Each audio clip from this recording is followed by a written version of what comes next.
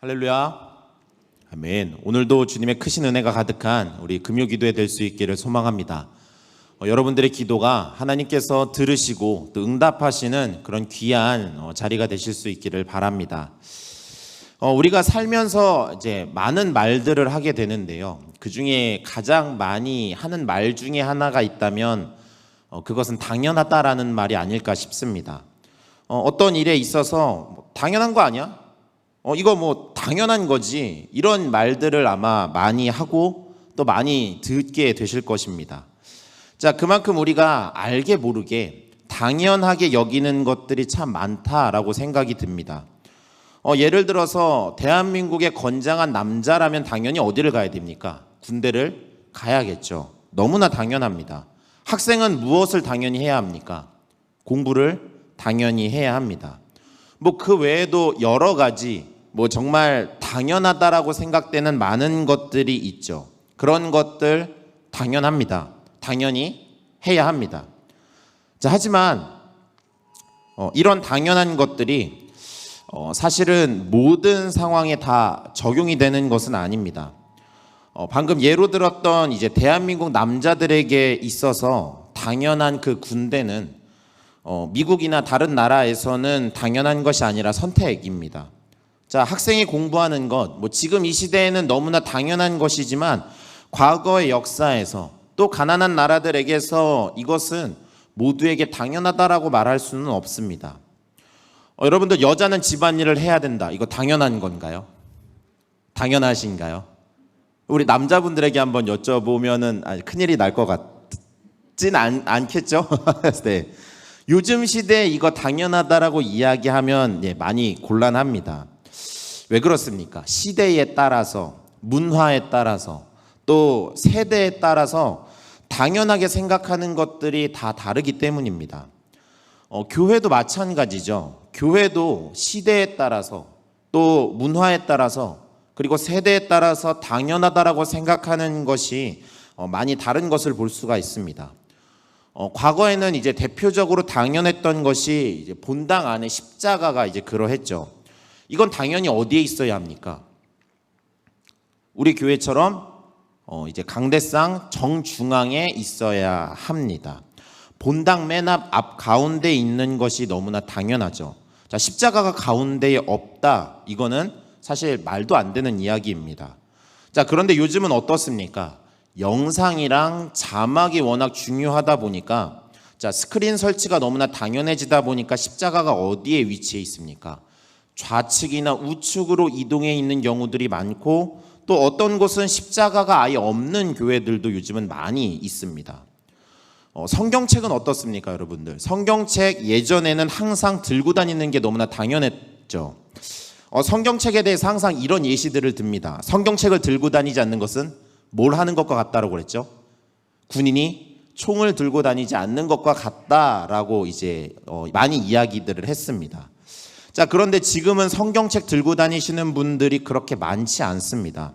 교회에 놓고 다니는 분들도 계시고, 또 스마트폰 어플을 사용하시는 분들도 계시고, 또 스크린으로 요즘은 자막이랑 찬양 이런 거 다 띄워주기 때문에 성경을 들고 다니시는 것을 당연하다라고 생각하시는 분은 그리 많지 않은 것 같습니다.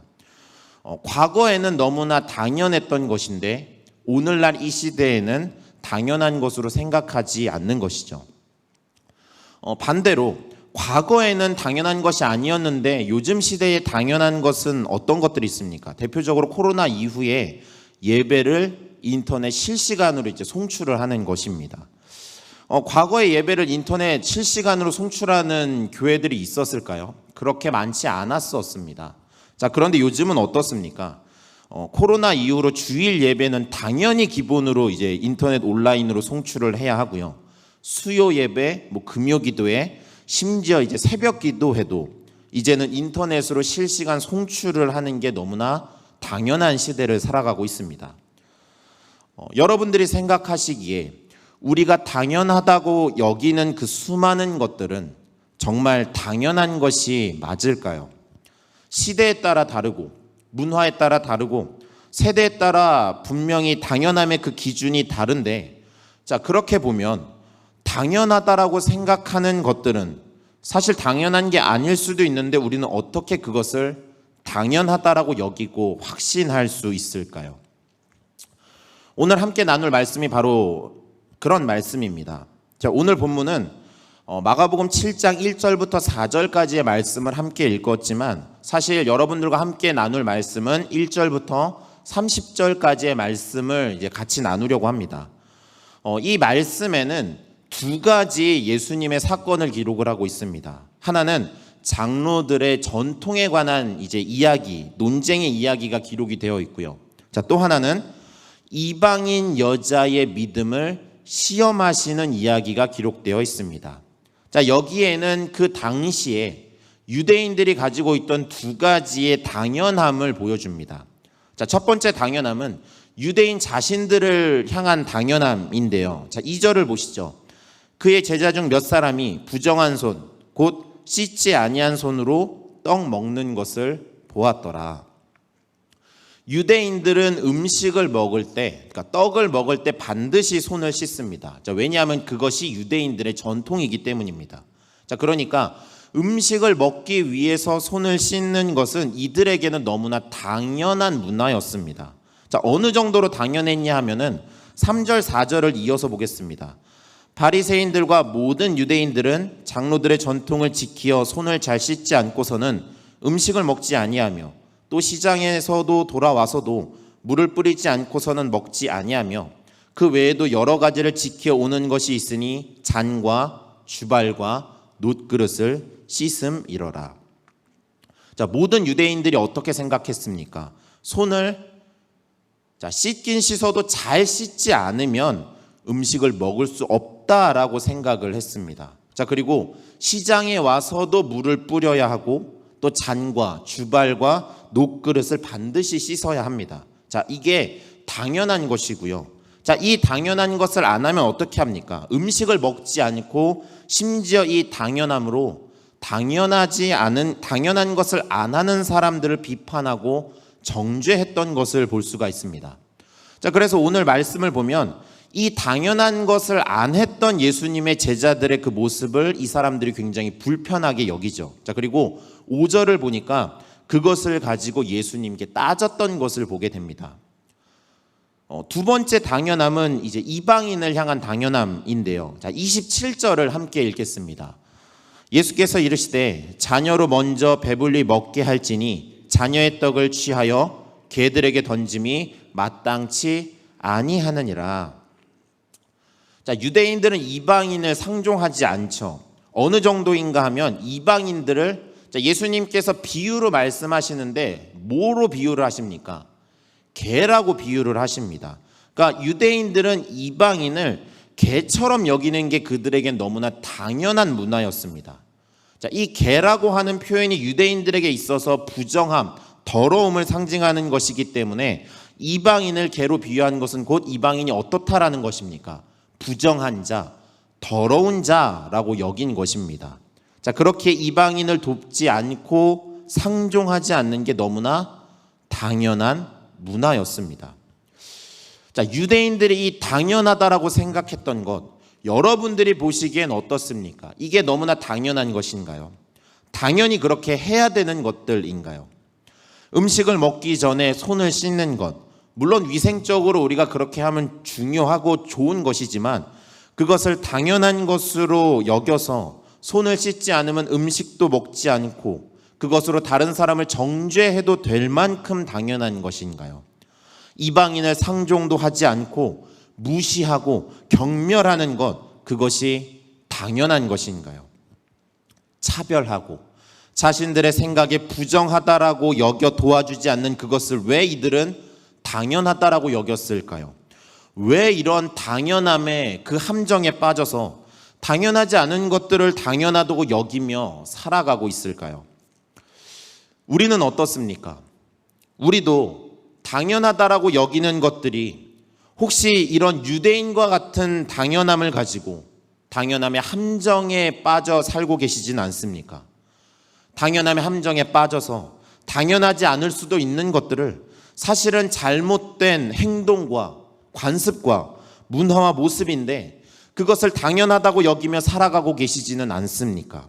그것으로 다른 사람들을 정죄하며 비판하고 그것으로 서로 마찰을 일으키고 싸우고 분쟁하고 계시지는 않습니까? 물론 우리 삶에 있어서 당연하게 지켜야 되는 것들이 있죠. 그것에 있어서 우리가 타협을 해서는 안 됩니다. 하지만 절대적이지 않은 것, 고쳐야 할 것, 없어져야 할 그것들을 당연한 것으로 여기고 그것으로 내 의의를 삼고 다른 사람들을 그것으로 정죄하고 있다면 우리는 그 당연함이 정말 당연한 것인지를 고민해 봐야 합니다. 오늘 말씀은 예수님께서 우리에게 잘못된 그 당연함의 문제를 지적하시고 진짜 당연함을 어떻게 세워가야 하는지, 그것을 우리가 어떻게 이해하고 살아가야 하는지를 교훈하십니다. 진짜 당연하다는 것, 무엇을 당연하다라고 말해야 할까요? 그리고 우리의 삶의 이 당연함의 함정에서 우리가 이것을 벗어나기 위해서 우리는 무엇을 확인하고 돌아봐야 할까요? 자, 첫 번째로 하나님만이 우리의 유일한 당연하심임을 기억해야 합니다. 하나님만이 우리의 당연하심이다라는 것이죠. 오늘 본문의 유대인들이 가진 모습들은 유대인들에겐 어떤 것입니까? 너무나 당연한 것들이었습니다. 하지만 예수님은 그것을 당연하다라고 여기지 않으십니다. 자, 예수님께서 그런 그들을 향해서 6절에 뭐라고 표현하시냐면 이사야의 말씀을 인용하여서 이렇게 말씀하시죠. 외식하는 자, 이렇게 표현하십니다. 당연함의 함정에 빠져 있는 사람들을 향한 예수님의 표현은 외식하는 자입니다. 자, 이 외식하는 자의 사전적인 의미는 겉으로만 보기 좋게 꾸며내는 것을 말하죠. 그러니까 겉만 꾸미는 행위, 본질과는 전혀 관련이 없는 행위, 본질을 가려버리는 행위이기 때문에 그것은 외식하는 것과 같습니다. 특별히 유대인들의 당연함에 있어서 어떤 부분에서 문제가 되냐 하면 그들에게 기준이 되는 그 하나님의 당연함과 다른 당연함을 가지고 있기 때문입니다.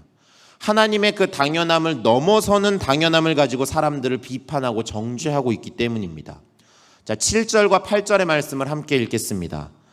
사람의 계명으로 교훈을 삼아 가르치니 나를 헛되이 경배하는도다 하였느니라. 너희가 하나님의 계명은 버리고 사람의 전통을 지키느니라. 자, 무엇을 합니까? 하나님의 계명을 지키지 않고 사람의 전통으로 살아가는 것, 하나님의 계명이 아니라 사람의 전통으로 교훈을 삼는 것, 하나님의 그 말씀과는 다른 당연함을 갖게 됩니다. 그 당연함 때문에 하나님의 계명을 어떻게 합니까?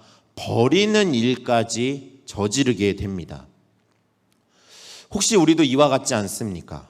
우리의 당연함 때문에 하나님의 뜻을 저버리고 우리의 당연함이 절대적인 것처럼 적용하여서 하나님의 뜻과 우리의 당연함이 부딪힐 때 우리의 당연함을 선택하고 하나님의 뜻에 불순종하고 하나님의 의가 아니라 내 의를 드러내는 모습으로 우리가 살아가고 있지는 않습니까? 세상의 유일한 당연함은 하나님 한 분이심을 우리는 기억해야 합니다. 하나님께서 세상을 창조하셨기 때문에 세상의 당연함은 하나님으로부터 나와야 합니다. 하나님의 당연함 앞에서 우리의 당연함은 기꺼이 내려놓을 수 있어야 합니다. 우리가 당연하게 생각했던 모든 것들이 하나님의 뜻과 다르다면, 하나님의 영광을 위한 게 아니라면 그것은 당연한 게 아닙니다. 우리가 그것을 기억했으면 좋겠습니다. 하나님 한 분 외에 당연한 것은 없습니다. 우리의 삶에 당연한 것이 있다면, 우리가 그것을 당연하게 느끼고 있는 삶이라면 그것은 하나님께서 우리에게 주신 은혜가 많기에, 하나님께서 우리에게 베풀어 주신 은혜가 크기에, 우리가 그걸 너무나 많이 누리고 살아왔기에 우리가 당연하다라고 여길 수 있는 것입니다.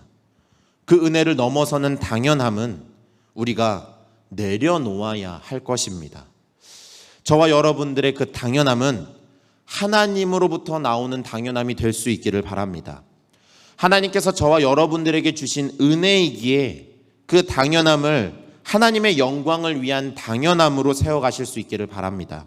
그래서 우리의 그 당연함은 하나님의 당연함과 일치하는 그 삶으로 나아가는 저와 여러분들 되실 수 있기를 바랍니다.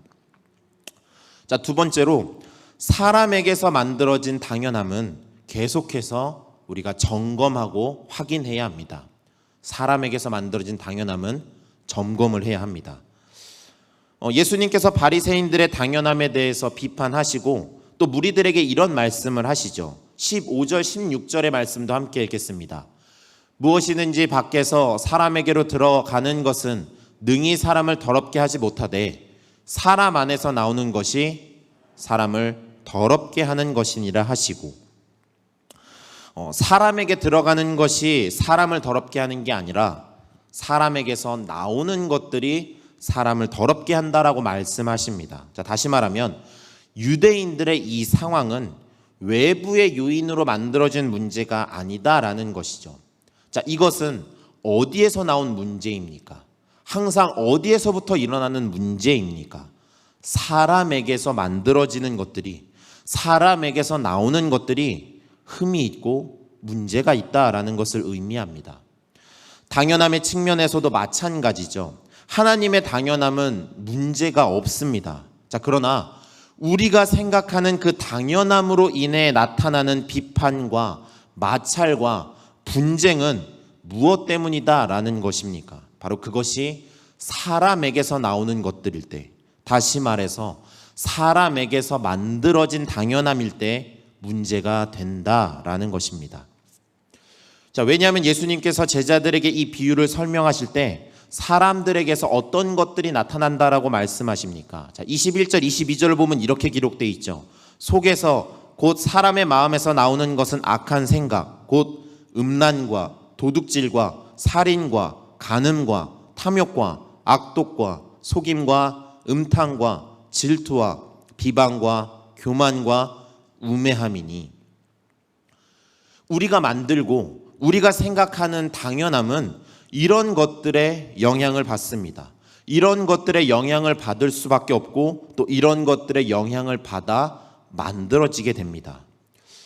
물론 모든 것들이 다 그렇다라고 말씀드리는 건 아닙니다. 그것은 너무 극단적인 이제 이야기겠죠. 자, 그 가운데 물론 사람들을 이롭게 하고 좋고 편한 필요한 그런 것들도 분명 있습니다. 자, 그렇기에 무엇이 필요하다라는 것을 말씀드리는 거냐 하면 분별과 점검과 확인이 계속해서 필요하다라는 것을 말씀드리는 것입니다.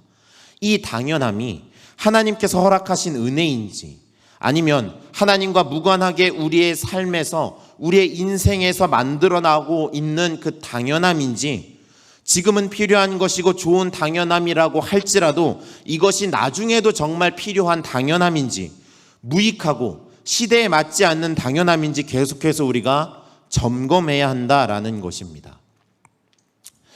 어떤 교회에서 있었던 예화입니다. 여러분들도 아마 한 번쯤은 들어보셨을 것입니다. 어떤 목사님께서 교회에 새로 부임을 하셨는데요. 그러니까 교회를 이제 전반적으로 둘러보다 보니까 교회 본당에 있는 피아노가 적절하지 않은 곳에 위치해 있었습니다. 그러니까 피아노가 설교자의 강대상을 이제 가리고 있었던 걸로 보입니다. 가리고 또 이제 찬양대석과도 굉장히 멀고, 자, 그랬던 것 같습니다. 자, 그래서 이 목사님이 피아노의 위치를 이제 반대쪽으로 옮겼습니다. 자, 어떻게 됐을까요? 그날 교회에서 아주 난리가 났다고 하죠. 입당할 때부터 거기에 놓여 있었던 피아노인데 어떻게 그걸 옮길 수가 있냐고 이제 난리가 난 겁니다. 그거 오래전부터 거기에 있었던 건데, 거기에 있는 게 너무나 당연한 건데 어떻게 새로 오신 목사님이 그것도 모르고 위치를 그렇게 바꿀 수 있냐, 난리가 난 것이죠. 자, 그래서 이 피아노 결국 어떻게 됐을까요? 다시 원래 자리로 돌아왔다고 합니다. 뭐 이 이야기가 사실인지 아닌지는 잘 모르겠습니다. 자, 하지만 많은 교회들을 보면, 특히 이제 오래된 교회들을 보면 이와 비슷한 일들이 있음을 우리는 보게 되죠. 어떻게 없앨 수 있냐고, 어떻게 바꿀 수 있냐고, 예전부터 있던 건데, 예전부터 하던 건데 그걸 어떻게 없애고 바꿀 수 있냐, 이렇게 말입니다. 자, 그런데 여러분들, 정말 그것이 하나님의 뜻입니까? 하나님께서 그렇게 해야 한다라고 말씀하셨습니까? 그게 아니라 우리 안에 있는 우리의 생각으로, 우리의 의로 그것들을 너무나 당연하다라고 만들고 계시지는 않습니까? 우리는 우리가 당연하게 생각하도록 만든 것들을, 사람에게서 나온 그 당연한 것들을 항상 점검해야 합니다. 그리고 잘못된 그 당연함과 당연하지 않은 그 당연함을 내려놓는 영적인 유연함, 영적인 분별력을 우리는 가질 수 있어야 합니다. 저와 여러분들이 그런 분별력과 유연함을 위해서 기도하실 수 있기를 바랍니다. 그리고 날마다 우리의 당연함을 점검하실 수 있기를 바랍니다.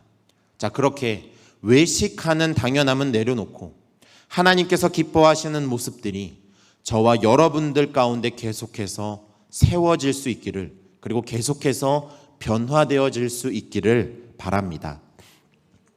자, 세 번째로 믿음으로 당연함을 뛰어넘으셔야 합니다. 믿음으로 당연함을 뛰어넘으셔야 합니다. 예수님께서는 이 장로들의 전통에 대해서, 그 장로들의 전통이 너무나 당연하다라고 하는 이들의 주장을 비판하시고 그곳을 떠나서 이제 두로 지방으로 이동하십니다. 자, 이곳에서 이방 여자의 믿음에 대해서 시험을 하시죠. 자, 이 여인의 소개를 보니까 헬라인이고 수로보니게 족속이다라고 이 여인을 소개합니다. 자, 이 여인이 예수님의 소문을 듣고 두로 지방으로 찾아와서 예수님께 귀신 들린 자의 자신의 딸을 고쳐달라라고 간청하게 됩니다. 자, 그런데 예수님께서 이 여인을 어떻게 하십니까?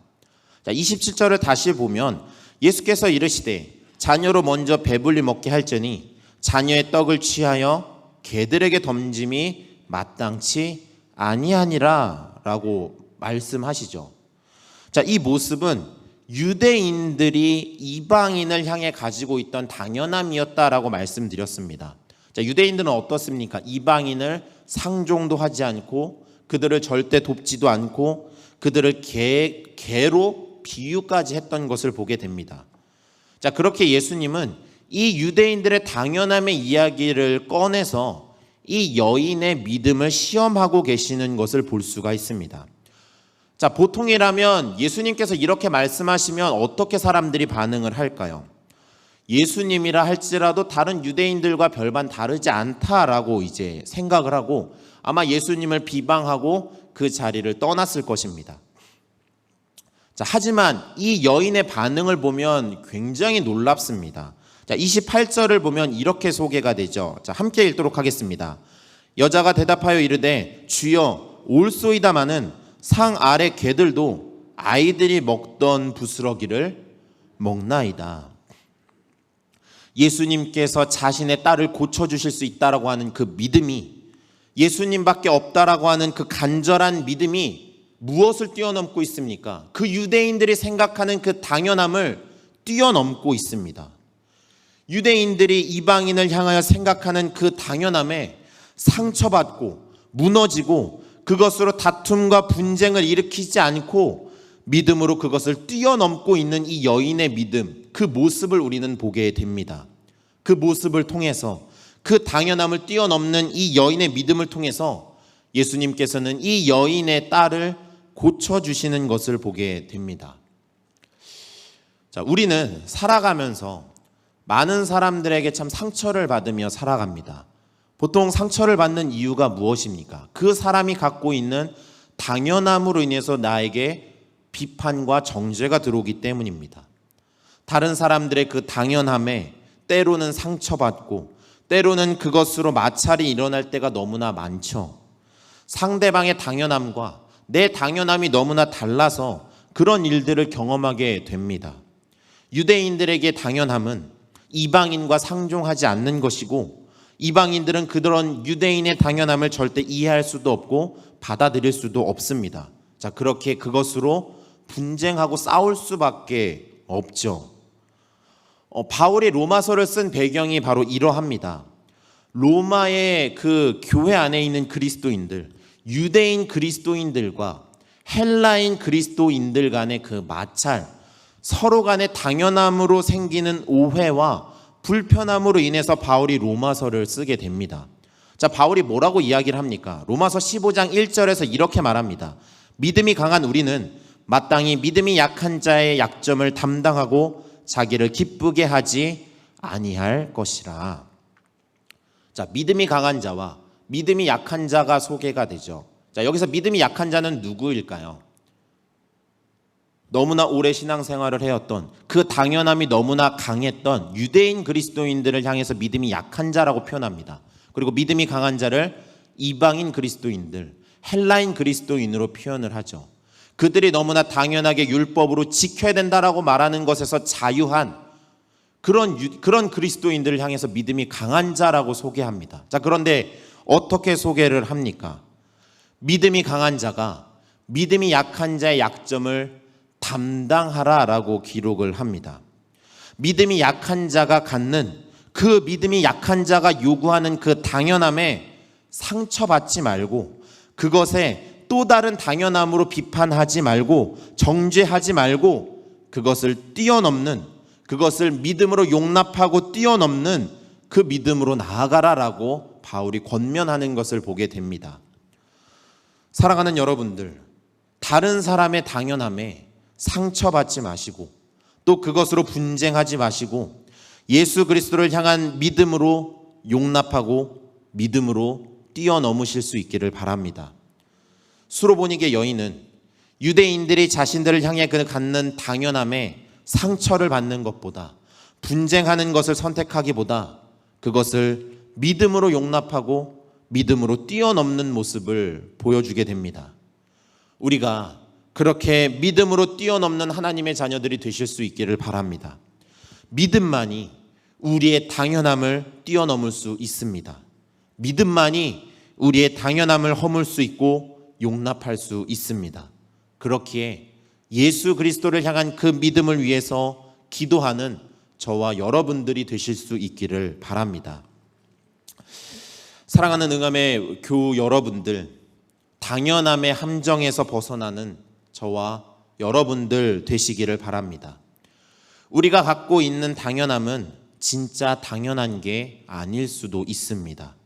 그 함정, 그 오류에서 벗어날 수 있는 것은 오직 하나님만이 당연함의 기준 되심을 우리가 기억하는 것입니다. 내가 갖고 있는 당연함의 생각을 날마다 확인하고 점검해야 합니다. 예수 그리스도를 믿는 믿음으로 그 당연함을 뛰어넘을 수 있어야 합니다. 오늘 이 밤 저와 여러분들이 그 당연함의 함정을 깨고, 고정관념을 깨고, 그 틀을 깨고 하나님의 당연함으로 회복되실 수 있기를 바랍니다.